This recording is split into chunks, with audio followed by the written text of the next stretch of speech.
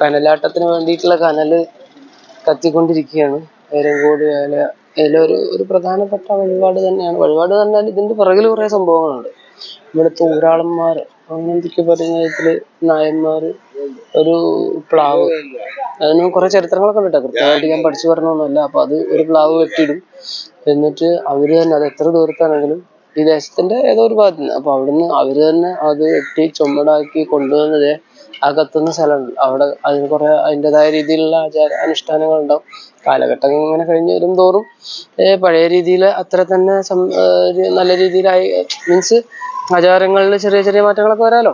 അപ്പൊ ആ രീതിയിൽ സംഭവം ഇവിടെ കൊണ്ടുവരും. അതിന്റെ ചുറ്റിലും കടുക് നിറയ്ക്കും, പിന്നെ കടുക് എറിയും. അങ്ങനെയുള്ള കുറെ ചരിത്ര ഇതൊക്കെ ഉണ്ട്. ഓരോ എന്തൊക്കെയായാലും ഇത് നമ്മുടെ ആചാരപരമായി സനാതന ധർമ്മപരമായിട്ട് നടക്കുന്ന എന്തൊക്കെ കാര്യങ്ങളൊന്നും ഇവിടെ അനുഷ്ഠിക്കുന്നുണ്ടെങ്കിലും അതിന്റെ പിറകിൽ ആരൊക്കെ ഏതൊക്കെ രീതിയിൽ ചെയ്യുന്നുണ്ടെങ്കിലും അത് ഓരോ കൂട്ടർക്കും വരുമാനം തന്നെയാണ്.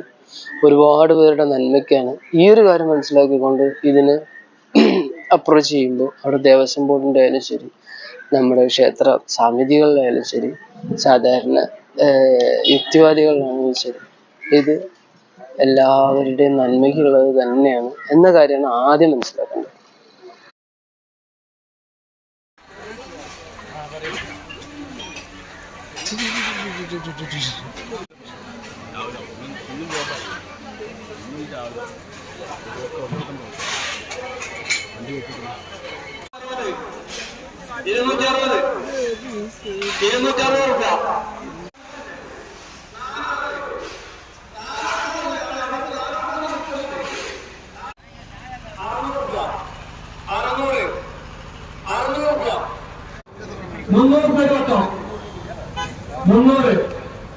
മുന്നൂറ് രൂപ കേട്ടോ.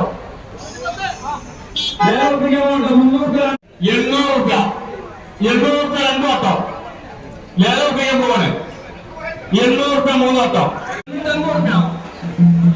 850 രൂപ 860 70